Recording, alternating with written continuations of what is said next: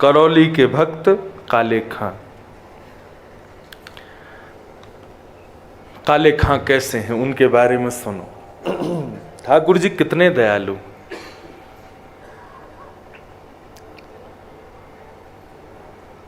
तो करौली में मदन मोहन जी का मंदिर है। करौली के भी भक्त यहाँ आए हैं, वो रोज मुझसे कहते हैं महाराज जी आप करौली आओ, मदन मोहन जी का दर्शन करो। मैंने मदन मोहन जी कथाएं खूब पढ़ी हैं, लेकिन दर्शन का अवसर नहीं मिला। लेकिन अब जरूर इस वर्ष तो आऊंगा, हाँ दर्शन करने आऊंगा। तो करौली में श्री मदन मोहन जी का मंदिर, बहुत ध्यान से सुनना। और उनका परम भक्त काले खां कैसे बना। एक विजातीय, एक मुस्लिम समाज में रहने वाला व्यक्ति, जिसके बारे में कल मैं कह रहा था, जिसने कभी सत्संग नहीं किया।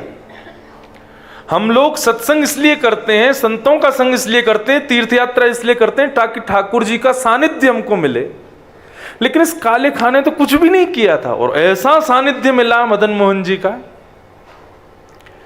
तो काले खां अपने समुदाय में, मुस्लिम समुदाय में बहुत उसकी मतलब उसको बहुत अच्छा व्यक्ति माना जाता था करौली में।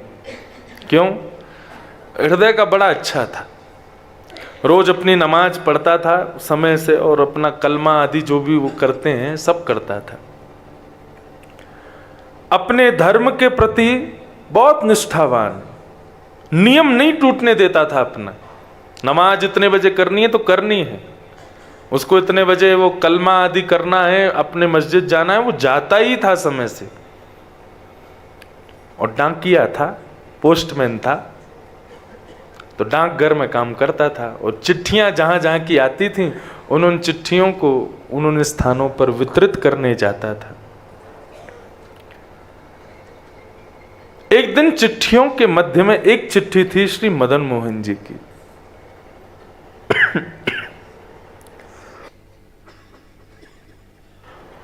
प्रसाद मिल गया मुझे भी, ये बद्रीनाथ भगवान का प्रसाद है। लेकिन ये अच्छा है कि विश्राम के दिन ही मिला, कहीं मिल जाता पहले से ही तो हो जाता कल्याण। फिर तो अशोक शास्त्री जी को बुलाना पड़ता कथा के लिए, वही कथा सुनाते। फिर बहुत अद्भुत कथा करते हैं, कभी कभी रात में सुनाते हैं मुझे। त्वदीयं वस्तु गोविंद ग्रहण सुमुखो भुक्त्वा, खट्टी मीठी पामे शंकर जी पामे। अपने आप श्लोकों का सृजन करते हैं। तो काले खां के पास जब चिट्ठी आई तो उसमें एक चिट्ठी थी मदन मोहन जी मंदिर की। गए सब जगह वितरण करते हुए, जैसे देखा सीढ़ी चढ़ के ऊपर मदन मोहन जी का मंदिर, तो बोले कि मैं तो डाकिया हूं और ये मेरे नहीं तो हिंदुओं के खुदा हैं, मैं जाने में क्या दिक्कत है। ऊपर चढ़ करके गए और जाकर के जो द्वारपाल था उस द्वारपाल को ही चिट्ठी दे दी उन्होंने और कहा ये मंदिर की चिट्ठी आई है मदन मोहन जी की, तो जो भी मदन मोहन जी हो उनको दे देना। उसको क्या पता थी मदन मोहन जी साक्षात ठाकुर जी हैं। बोले मदन मोहन जी की चिट्ठी आई है, उनको दे देना। उसने कहा ठीक है। अब वो बाकी की चिट्ठियां अपनी रख रहे थे, इतने में ही द्वारपाल ने दरवाजा खोल के भीतर प्रवेश किया और यहां चिट्ठी रखते हुए उन्होंने केवल दृष्टि उठा करके उस हल्की सी खुली हुई किवाड़ से भीतर ठाकुर जी के उस त्रिभंग ललित स्वरूप को देख लिया। और जैसे ही वो स्वरूप देखा, एक क्षण के लिए वो स्वरूप दिखा और इतने में ही दरवाजा बंद कर दिया अंदर से द्वारपाल ने। अब तो ऐसी स्थिति मनस्थिति काले खां की हो गई। उस सीढ़ियों से ऊपर से नीचे उतरने में 5 बार लड़खड़ा गए और बार बार पीछे मुड़कर के देखें ये कौन था भीतर। ये ऐसे वंशी हाथ में लिए, त्रिभंग अपने दोनों पैरों को मोड़े हुए, मुकुट टेढ़ा सा धरे हुए, ये स्वरूप किसका है, ये कौन है। अब तो काले खां की ऐसी स्थिति हो गई कि वो नमाज पढ़ने जावे तो उसको ठाकुर जी दिखे, वो मस्जिद में अपने खुदा को वंदन करने जावे तो वहां उसको ठाकुर जी दिखाई दें। अपने घर लौट करके आवे और खिड़की पर बैठे बैठे मदन मोहन जी के मंदिर को ही देखते रहते हैं। वो बोले वो कौन है जो भीतर बैठा है। अब तो ऐसी स्थिति हो गई काले खां की कि अब रहा नहीं जा रहा बिना देखे। एक दिन, 2 दिन, 3 दिन निकल गए, लेकिन 3 दिन में जब ऐसी स्थिति हो गई कि जैसे बिना श्वास के मानव हो जाता है, बिना जल के हमारा गला हो जाता है, ऐसी उनकी स्थिति हो गई काले खां की।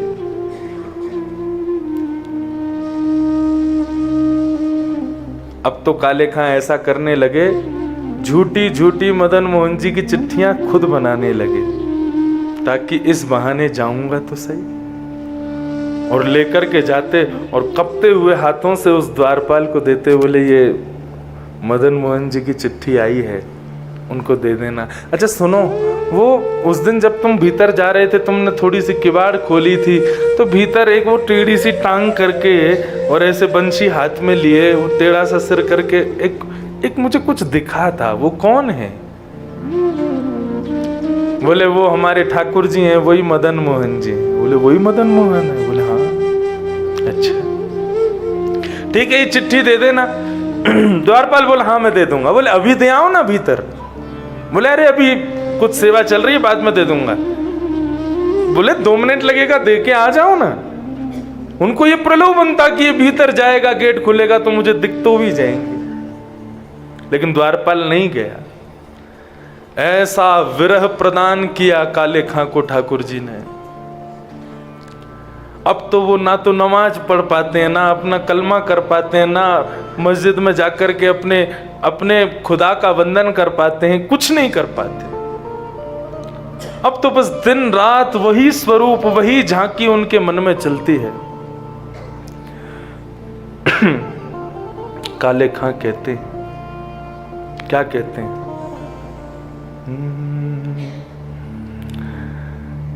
लगन जो लागे नाथ,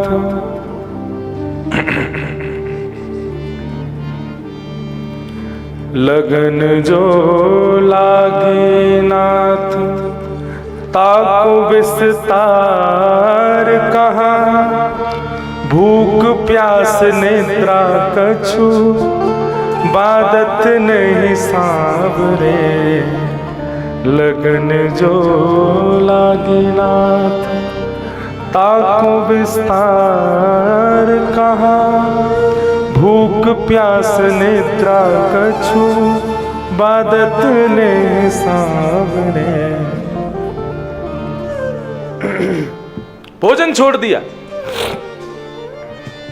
ठाकुर जी की स्मृति में।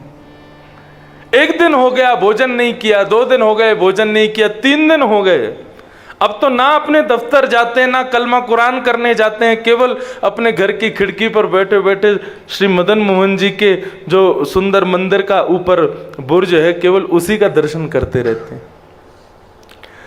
मदन मोहन मूर्ति को बेग दर्शावो आप, एक एक क्षण कोटि कल्प समझावरे।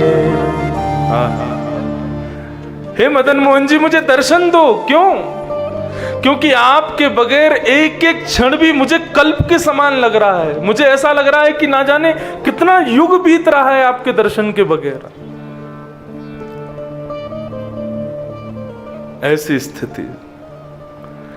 सुंदर कटाक्ष तेरे निरखत आनंद होता, मेरी कही मान नैन नैनन ते मिलावरे। आपके सुंदर स्वरूप, सुंदर कटाक्ष को देख करके मेरो मन उन्हीं में ही अटक गयो है नाथ।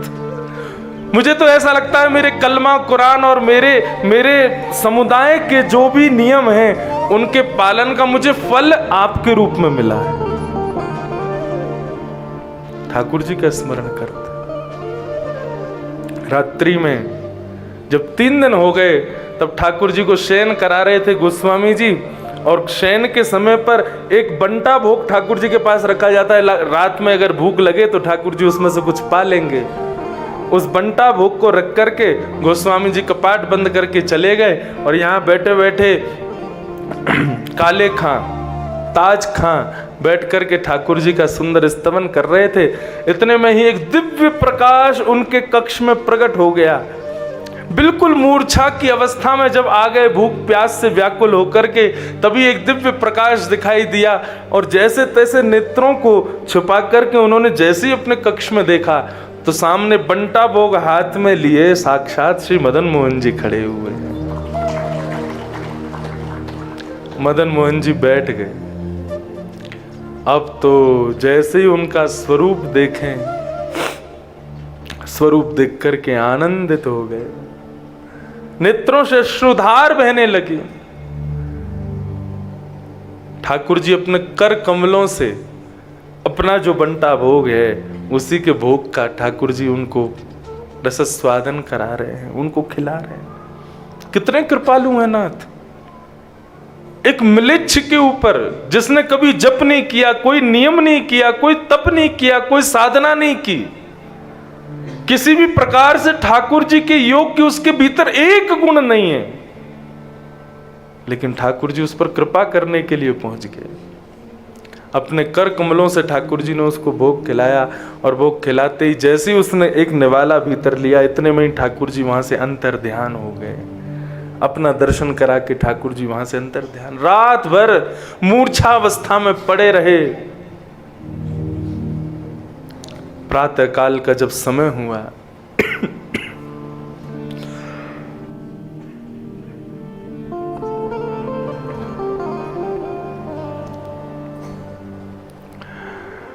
सुबह का जब समय हुआ, गोस्वामियों ने ठाकुर जी को उत्थापन करके जैसे ही सब सामग्री देखी तो वहां पर बंटा भोग नहीं था।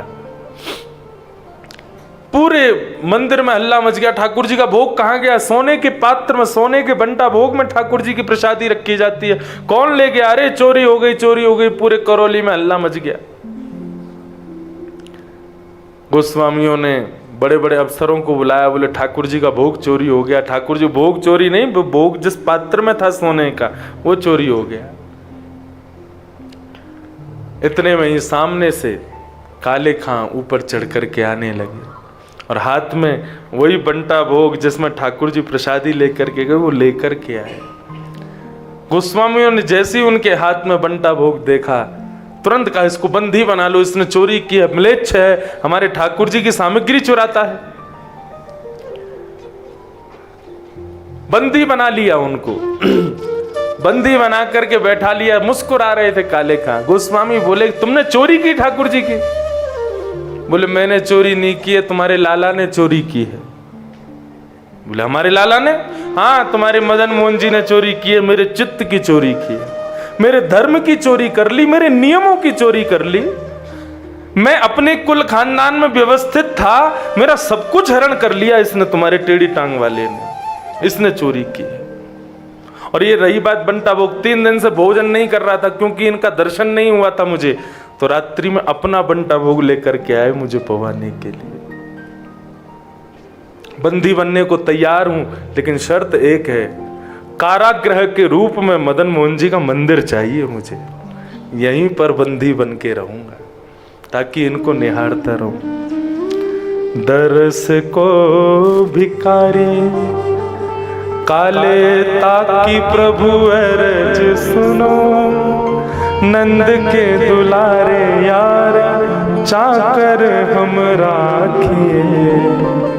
दरस को भिखारी काले हमारी अरज सुनो, नंद के दुलारे यार चाकर हमें राखिए। हमें अपने मंदिर में चाकरी दे दो। कैसे कृपालु है नाथ। उस काले खां पे कृपा की। ऐसे ही ताज खान हुए, काले खान हुए, ये सब मदन मोहन जी के शिष्य हुए। कितने कृपालु हैं नाथ, विचार करो।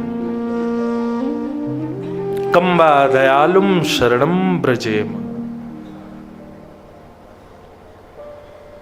हम विगत 7 दिनों से यहाँ बद्रिकाश्रम में रह रहे हैं। ये ठाकुर जी की अनुकंपा है, ये कृपा है हमारे ऊपर।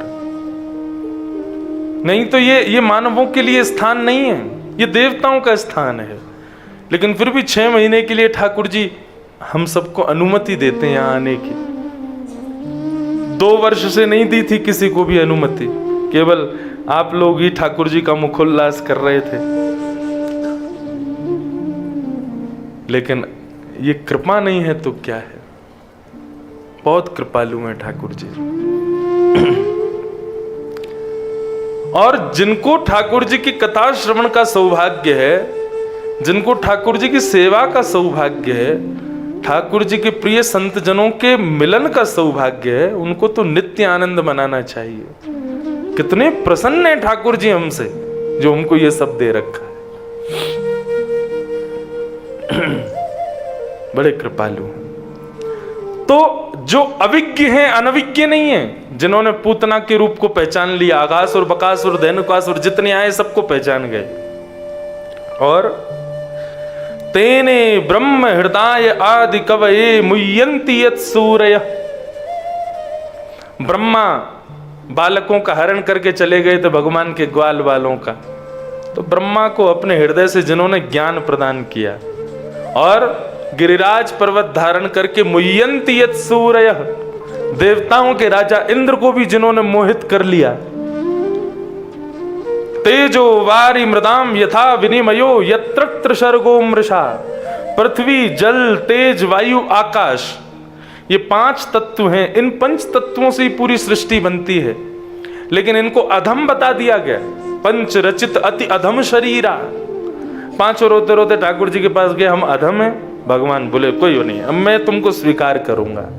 इन 5 तत्वों को कृष्ण लीला से जिन्होंने स्वीकार किया, पृथ्वी मृद भक्षण, मट्टी खाई, पृथ्वी को पवित्र किया। अग्नि, 2 बार अग्नि, दावाग्नि का पान किया ठाकुर जी ने वृंदावन में, अग्नि को पवित्र किया। वायु, तृणावर्त आया था, तृणावर्त था, हाँ तृणावर्त, वो बवंडर के रूप में आया था, उसको मारने के लिए गए, वायु को पवित्र किया। पृथ्वी, जल, पृथ्वी, अग्नि, वायु, जल, जल को पवित्र किया कालिया नाग का मर्दन करके। और आकाश को पवित्र किया। 6 महीने तक इस खुले आकाश में ठाकुर जी ने रासप विहार किया। 5 तत्वों को पवित्र किया। तेजो वारी मृदाम यथा विनिमयो यत्र त्रिसर्गो मृषा। 3 स्थानों पर लीलाएं की ठाकुर जी ने, व्रज, हस्तिनापुर और द्वारिका। इन 3 लीलाओं की ठाकुर जी की लीलाएं हैं। धामना स्वेन सदा निरस्त कुहकम। अपने धाम को प्रस्थान करने से पूर्व उद्धव को ज्ञान उपदेश दिया।